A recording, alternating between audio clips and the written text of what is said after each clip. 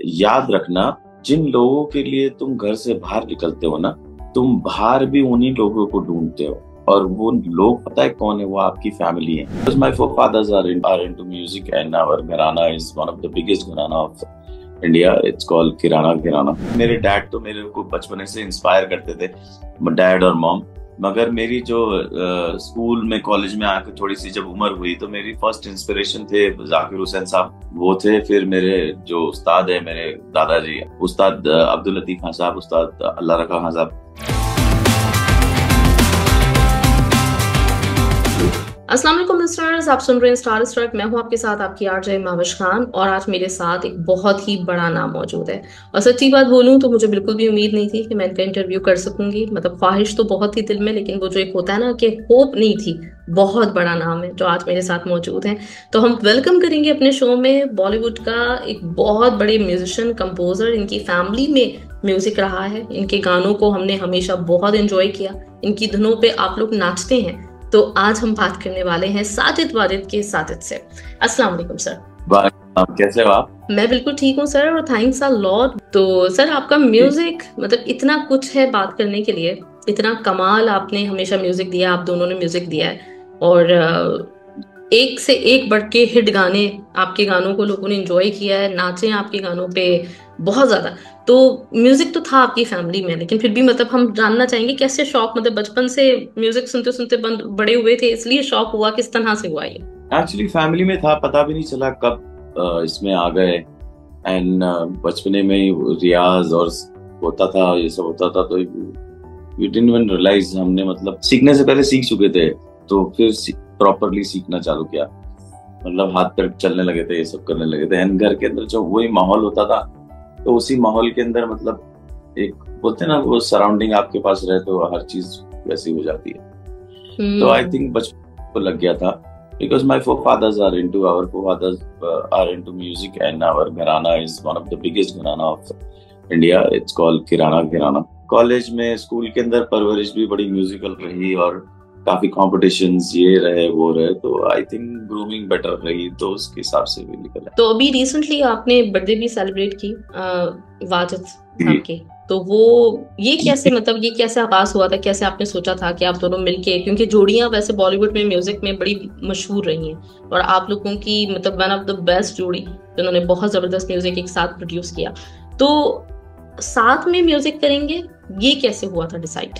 Actually Wajid मेरा सगा छोटा भाई है, वो उसको बनना था, तो मैंने कहा लेट्स डू इट। और म्यूजिक करते थे और साथ में ही रहते थे हम। एक्चुअली साथ में ही पले बड़े, साथ में रहे, तो कभी किसी ने बोला नहीं कि साथ में काम करना है, ये करना है। बट हाँ, हम दोनों भाइयों ने ही डिसाइड कर लिया था कि हाँ, हमें साथ में ही रहना है। And when we were, you know, the family which jams together remains together.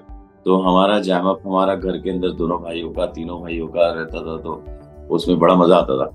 And इसी तरीके से काम चालू हो गया। एंड हमें रियलाइज तक नहीं हुआ, क्योंकि हमें पता है, हमने जब पहला गाना बॉलीवुड में दिया था तो लोग बागों ने सोचा था कि हमारी उम्र बहुत बड़ी होगी और ये होगा।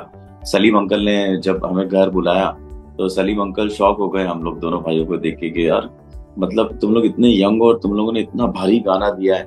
बोले ये गाना तो कोई मैच्योर्ड आदमी का देता है। तो हाँ, ये सब कुछ, हमारी उम्र इतनी मैच्योर्ड नहीं थी, मगर हमारा काम काफी मैच्योर्ड था। तो हाँ, तो अल्लाह पाक ने उसको नवाजा और आज आपके सामने है। तो अभी सर डेफिनेटली पूछने वाली बात तो नहीं है कि जब एक साथ काम करते हैं, जैसे हमारे यहाँ नाजिया ज़ुहैब हुआ करते थे, तो वो एक कमी रहती है। तो अभी आप रिसेंटली बर्थडे हुई और नजर आ रहा होता है कि किस तरह से आप मिस करते हैं, तो कितना मुश्किल अब होता है? क्या काम में भी मुश्किल आती है? नहीं, देखो, काम में पहले मुश्किल आ रही थी, दिमाग काम नहीं कर रहा था और समझ में नहीं आ रहा था क्या करूं क्या नहीं करूं। बट वो आस्ते आस्ते, वक्त ऐसी चीज है ना कि हर चीज का मरहम वक्त होता है, तो कहीं ना कहीं वापस से इंसान को खड़ा कर देता है। और जिम्मेदारियां इतनी हैं, घर की जिम्मेदारियां इतनी हैं, फैमिली की जिम्मेदारियां हैं, बच्चों की जिम्मेदारियां हैं, बहुत लोगों का करियर है, काफी हमारे यार दोस्त हैं, काफी जान पहचान वाले हैं जो अभी भी उम्मीद रखते हैं कि वाजिद नहीं है फिर भी साजिद हमारा करियर के अंदर कुछ हेल्प कर सकता है। तो वो लोग कहीं ना कहीं आपकी उम्मीद को जिंदा रखते हैं और आपकी ताकत को जिंदा रखते हैं। एंड ये सब सोच के अब वाजिद का बर्थडे आ रहा था। अब वाजिद तो रहा नहीं, अभी क्या करूं, उसकी यादें हैं, तो मैं उनकी यादों के साथ ही, मतलब वो बहुत है मेरे लिए। रहने के लिए और आगे बढ़ने के लिए।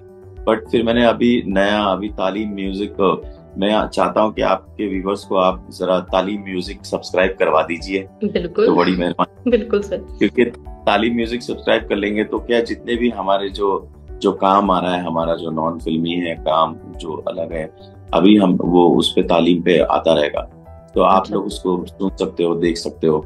और अभी फिलहाल में हमने वाजिद को ट्रिब्यूट देते हुए अभी 10 गजलों का जश्न गजल का एक शो हमने तालीम पे डाला है, जिसको हर संडे सुबह 10 बजे एक गजल आएगी। अच्छा, तो मैंने ये सोचा है कि हाँ, सैटरडे को आदमी थोड़ा फैमिली के साथ बाहर जाता है, घूमता है, फिरता है।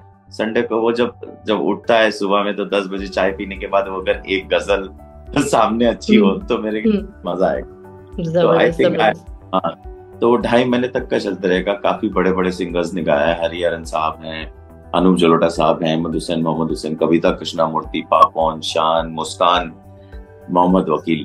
तो काफी बड़े बड़े लोग हैं जिन्होंने गाया है, तो उनकी गजलें अभी आ रही हैं। तो 10 गाने का प्रोजेक्ट है, तो मेरे ख्याल से वो आप लोगों को बहुत अच्छा लगेगा। इंशाल्लाह बिल्कुल हम लोग सुनेंगे, अब बल्कि रेडियो पे भी चलेगा इंशाल्लाह, तो हम सुनवाएंगे लोगों को। अच्छा, जैसे नाम है तालीम, तो इसमें क्या तालीम का भी कुछ बंदोबस्त है? मतलब ये जो न्यू कमर्स हैं उन लोगों के लिए भी कुछ ऐसा है कि वो सीखेंगे? एक्चुअली मजा ऐसा था पहले, मगर वाजिद के इंतकाल के टाइम पे हमने हमारी तालीम अकेडमी बंद कर दी थी। तो अभी आस्ते आस्ते थोड़ा घर को संभालने में वक्त लग गया, अपने आप को संभालने में वक्त लग गया। अब जाके वापस से हर चीज वापस से रखी जा रही है। तो मैंने सोचा कि सबसे पहले आज का नया दौर है, एक चैनल साजिद वाजिद की तरफ से एक चैनल होना चाहिए जहाँ पर हर किस्म के म्यूजिक हो। तो हमने बच्चों के लिए तालीम करके एक चैनल खोला है। उसका एक हिस्सा है तालीम किड्स, एक हिस्सा है तालीम डिवोशनल, एक हिस्सा है तालीम सूफी, एक हिस्सा है तालीम मेन स्ट्रीम, एक हिस्सा है तालीम पार्टीज। तो अभी तक हमने तालीम पार्टीज चालू नहीं करी है, तालीम डिवोशनल भी चलते रहता है, वो भी चलते रहता है। तो ये अभी हमने तालीम पे गजल करी है। एंड आई थिंक गजल का दौर लोग बाग शायद सुनने के लिए अभी भी रेडी है, मगर लोग बाग शायद बनाते नहीं है, क्योंकि मार्केट में उसकी इतनी डिमांड नहीं आती है। बड़ी बड़ी कंपनियां बड़े बड़े गानों और फिल्मों के ऊपर बिजी रहती है। बट गजल का दौर मेरे ख्याल से हमारे पूरे वर्ल्ड के अंदर ही रहा है, और ये सारे बड़े बड़े दिग्गज हैं। I thought of working with them. और मुझे ऐसा लगता है कि आज भी ये इतने बड़े बड़े लेजेंड जिंदा हैं, मगर कोई इनके साथ काम नहीं कर रहा है। तो उसका मतलब ये है कि इनके साथ काम नहीं किया जा रहा है, उसका मतलब ये है कि इनके साथ काम करने के लायक नहीं है आज की दौर। हाँ, अदरवाइज कविता जी को कौन सुनना नहीं चाहेगा, हरिहरन जी को कौन सुनना नहीं चाहेगा। तू ही रे तू ही रे, अब जिन्होंने गाने गाए हैं उन लोगों की वॉइस को, तो मैंने सोचा कि यार ये एक नया चीज आएगी सामने। और इसमें हमने ना 10 लड़कियों को भी इंट्रोड्यूस किया है। तो माशाल्लाह से अच्छे अच्छे घर की लड़कियां हैं और अच्छा काम कर रही हैं, तो अदबदार हैं सब और बढ़िया काम हो रहा है। तो माशाल्लाह से it's a good thing I think, and I am getting a very good response. लोग बाग काफी तारीफ कर रहे हैं, लोग बाग काफी मुझे नहीं पता था कि मुझे तारीफ में दुआएं भी देंगे लोग। तो मैं बोला चलो अच्छी बात है। एंड अच्छी क्वालिटी म्यूजिक आता रहेगा, क्वालिटी म्यूजिक आना चाहिए। एंड हम आपको पता है, हम ना कभी फेक गाने करते हैं, ना ही कभी छिछोरे गाने करते हैं, ना ही कोई ऐसे बदतमीजी वाले गाने करते हैं जो अपन घर में सुन नहीं सकते हैं मावन। तो हमारे काम बड़ा क्लीन होता है और फैमिली का काम होता है, तो आप सब लोग उसको एंजॉय कर सकते हैं। और बिल्कुल वाकई आपने यही बात की कि आपका काम हमेशा इस तरह का होता है कि वो फैमिली ओन करती है उसको, मतलब फैमिली सुनती है, फैमिली से एंजॉय करती है। We believe in family. और मेरे ख्याल से मजा तभी आता है जब फैमिली साथ में बैठ के किसी चीज को एंजॉय करे, वही चीज मेरे ख्याल से बढ़िया होती है। बिल्कुल ऐसे ही।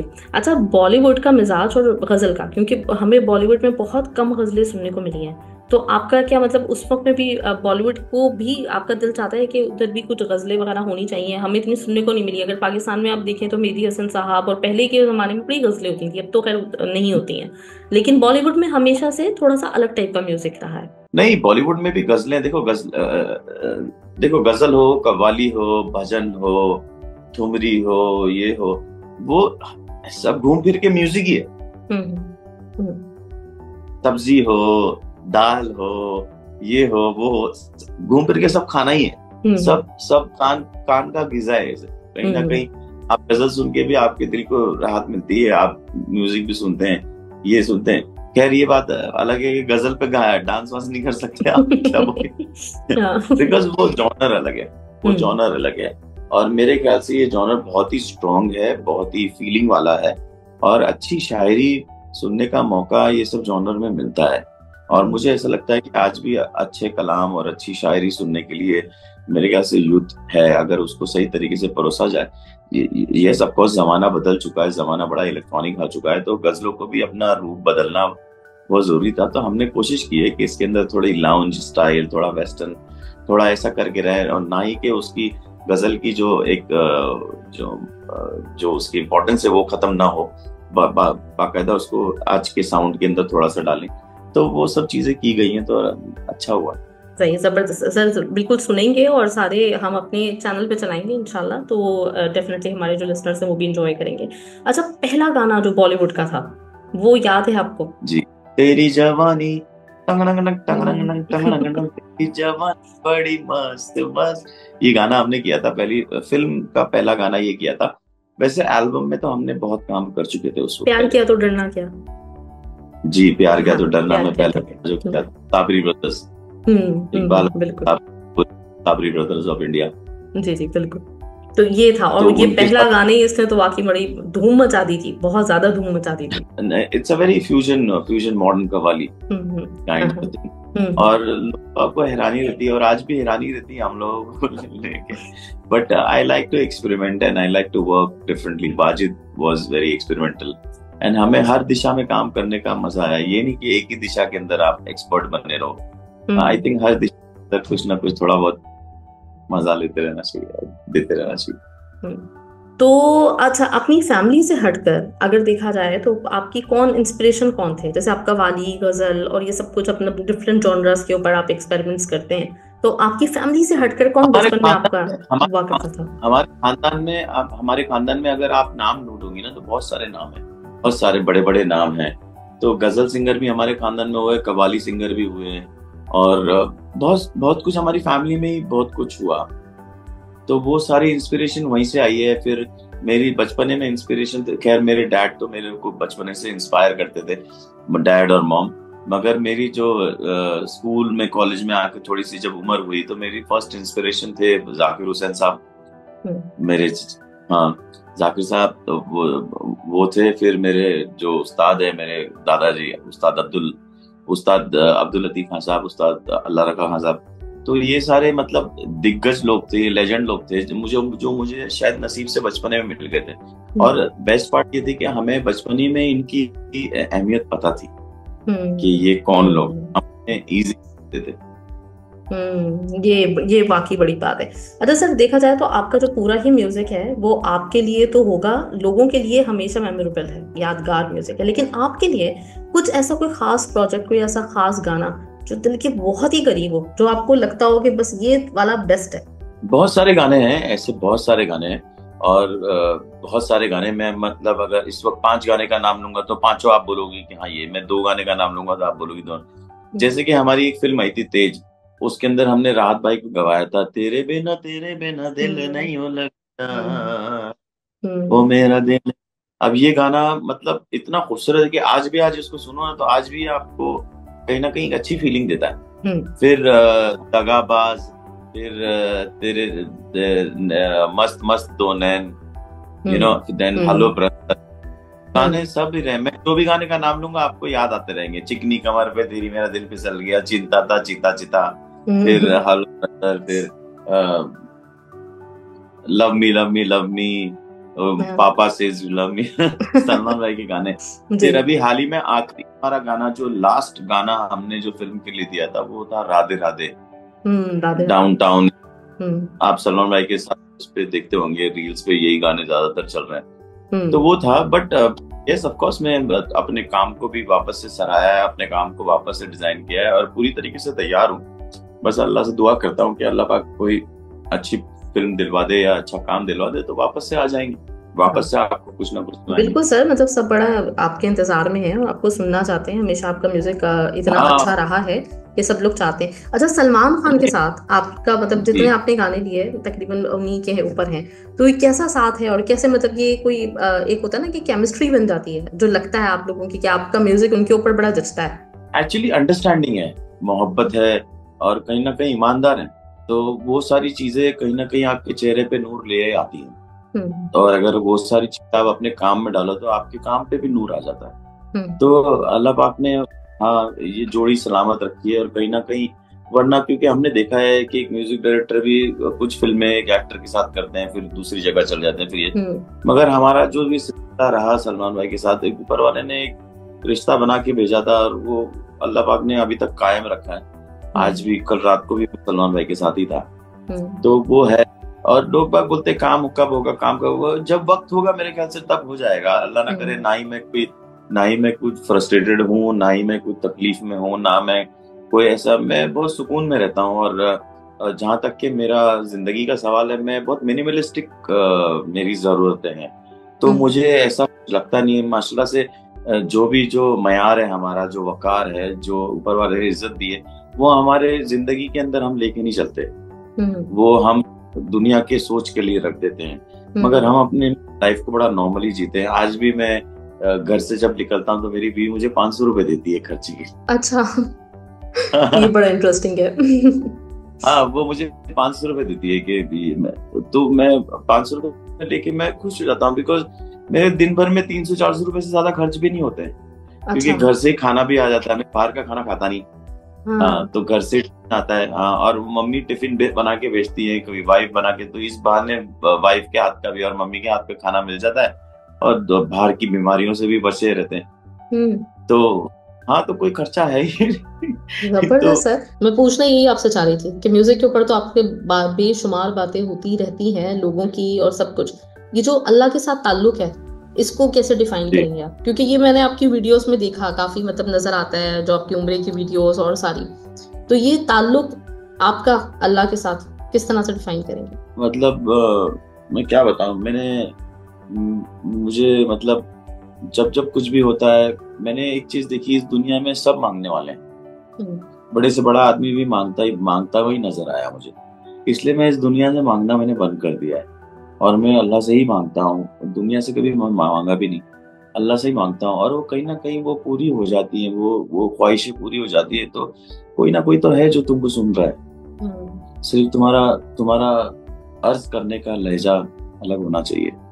यू नो, ऐसा लगता है। और आप यकीन मानो, मैं रास्ते पे भी चलता हूँ, पर ये सब चीजें मेरे को, जब से मैं उम्रा करके आया, मैं रास्ते पे, अगर मैं चल भी रहा हूँ या कहीं बैठा हूँ, अल्लाह, मैं कोई वो नहीं कर रहा, मगर मुझे चींटियों का भी ध्यान होता है कि कहीं ये मेरे पाँव में ना आ जाए, ये कहीं मेरे। तो मैं ये सब ध्यान दे के चलता हूँ। और हाँ, और पहले मैं बहुत भूखा था, मुझे इतनी भूख नहीं लगती है।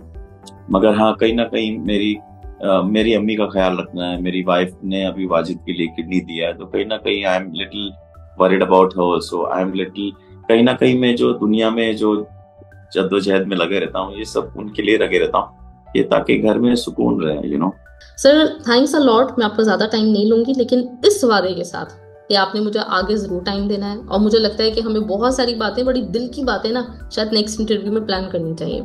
तो इंशाल्लाह ताला हम जरूर बात करेंगे, क्योंकि आप, वही मैंने कहा कि यू आर एम्बेसडर।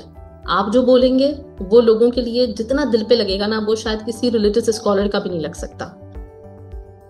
मेरे ख्याल से मैं यंगस्टर्स के लिए और सब लोग के लिए एक सबक आमदा बात बोलना चाहूंगा कि याद रखना, जिन लोगों के लिए तुम घर से बाहर निकलते हो ना, तुम बाहर भी उन्हीं लोगों को ढूंढते हो। और वो लोग पता है कौन है? वो आपकी फैमिली है। आप उन्हीं को खुश करने के लिए दुनिया की तकलीफ और ये सब उठाते हो, और उन्हीं से नहीं मिल पाते हो, और उन्हीं के लिए वक्त नहीं निकाल पाते हो। और फिर जब आप दुनिया की दौलत कमा लेते हो ना, तो कहीं ना कहीं आप घूम फिर के फिर फैमिली में आना चाहते हो। तो इतनी मुरब और इतना वक्त और इतने मिठास उधर डालते रहो कि जब तुम वापस आना चाहो तो वो लोग भी तुम्हारा इंतजार करें। बहुत खूब सर, जबरदस्त सर। थैंक यू सर, बहुत बहुत शुक्रिया। और आपसे लेकिन ये पहली मुलाकात है, आखिरी बिल्कुल भी नहीं होगी। हम अनकरीब दोबारा बात करेंगे और फिर जो तालीम का जो म्यूजिक आ रहा होगा, हम जो सुना होगा ना, उसका हम आपको फीडबैक भी देंगे और आपसे मजीद जानेंगे। इंशाल्लाह। अपना ख्याल रखिए और सबको सलाम। बहुत शुक्रिया सर, थैंक्स अ लॉट, बहुत बहुत शुक्रिया sir, thank you, Allah Hafiz.